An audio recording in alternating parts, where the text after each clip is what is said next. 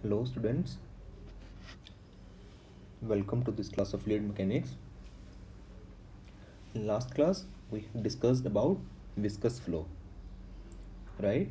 We have studied about basics of viscous flow. What is viscous flow? What is Reynolds number, right? And how the value of Reynolds number decides that what will be our flow, whether it will be laminar or whether it will be turbulent, right?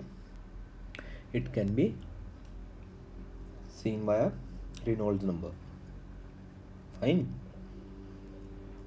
So in this class we will see how the viscous flow behaves for a pipeline. Okay, that whenever a flow that is a viscous, however till now we have studied about ideal fluid, but in this case we will study if a viscous fluid, that is a fluid with some viscosity, not ideal fluid. Ideal fluid has zero viscosity, right? If the practical fluid having some viscosity flows in a pipe, how does it behaves? Okay, so basically while studying this we are interested in two elements. Okay, first one is velocity profile. What do you mean by profile? Basically what profile means is, let's say this is my pipeline. Okay, let's say this is my pipeline. So when now when the fluid starts flowing, let's say in this direction, as we know by Newton's law of viscosity, that there will be a shear stress introduced in the fluid. Okay, and it will be maximum near the boundary, right?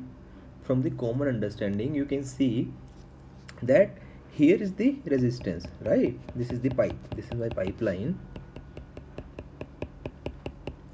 The layer that is exactly adjacent to my pipeline wall, that will experience the maximum friction from the wall. So the speed of this layer, the closest to the boundary, will be the minimum, right? However, as we start moving towards center, it will start rising, right? It will be maximum in center and then again starts falling. It's a common understanding. Fine. Similarly, what is the next element that we are interested in? It is shear stress profile. Shear stress profile. Okay, that how the shear stress will change if I fix a cross section on a certain cross section, how my shear stress will change from the boundary to center. Okay, so now shear stress will be maximum at the boundary. Velocity was minimum at the boundary, however shear stress will be maximum because there is the maximum resistance, so there will be maximum shear stress induced. Okay, so shear stress will be maximum at the boundary and minimum at the center. However, we will write the equations.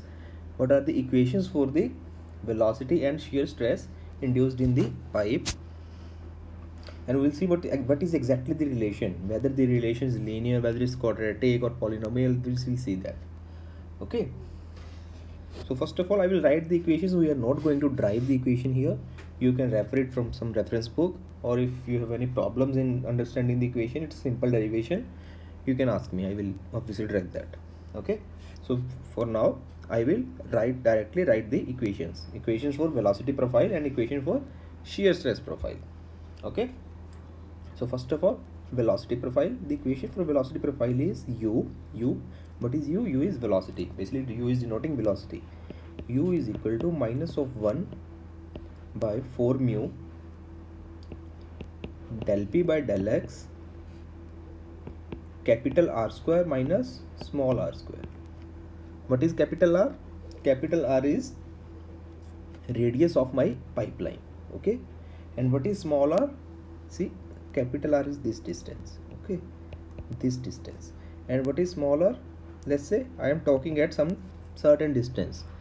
For the profile you will assume certain distance from center, the where you want to calculate the velocity, that is the small r. Okay, so this is the relation for velocity profile for pipe flow. Remember that this is valid only for pipe flow. For parallel plates the relation is different. We will discuss that in next class. Okay, for now on just focus on velocity profile and shear stress profile for pipe flow. We are discussing here only pipe flow. Similarly, what is shear stress profile? Shear stress profile is tau. Okay, tau means shear stress minus of del P by del X R by 2, where R is the distance from the center. Fine. Okay, so you can see that here U is directly proportional to R square, right? See here R square element is here, so it means this is parabolic relation, right? It is parabolic relation. Similarly here tau is directly proportional to R, which means linear relation. Okay, so let's say if I draw this in a pipeline, let's say this is my pipeline.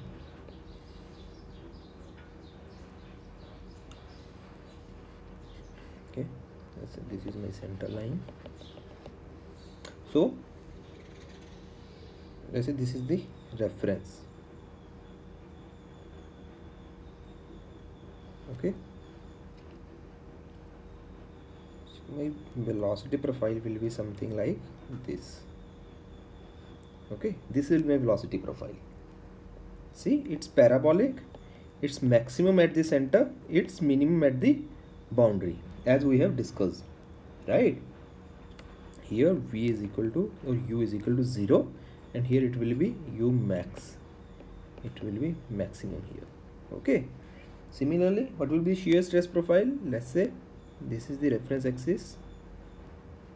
Okay, my shear stress profile will be something like this. Okay, yeah, something like this. It will be maximum at the boundary and minimum or 0 at the center. Okay, so here I can say tau is equal to 0 at the center, or I can say du by dy is equal to 0, and here tau will be max. Shear stress will be maximum at the boundary and minimum at the center. Okay, so this is basically graphical representation, so that you can easily visualize that how the profiles are changing with respect to y direction. In pipeline, if we fix a certain cross section, how on that cross section from the center line distance my velocity and my shear stress is changing.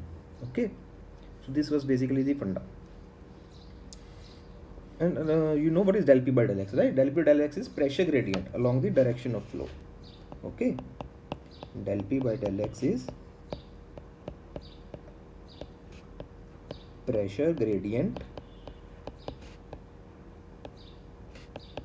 along the direction of flow. Fine. Now what will be the u max? We have told here that u max will be at the center, right? What will be its value? We can see from this equation very clearly that velocity will be maximum when this value turns to be 0, that is at 0 radius. What is 0 radius? At the center. Okay, so at center velocity will be maximum. What will be the maximum velocity? What will be the maximum velocity? U max will be equal to, we will keep the value here, r is equal to 0, it will be minus 1 by 4 mu del P by del X r square, right? This will be my expression for maximum velocity that could be attained in by any fluid for a pipeline flow. Okay,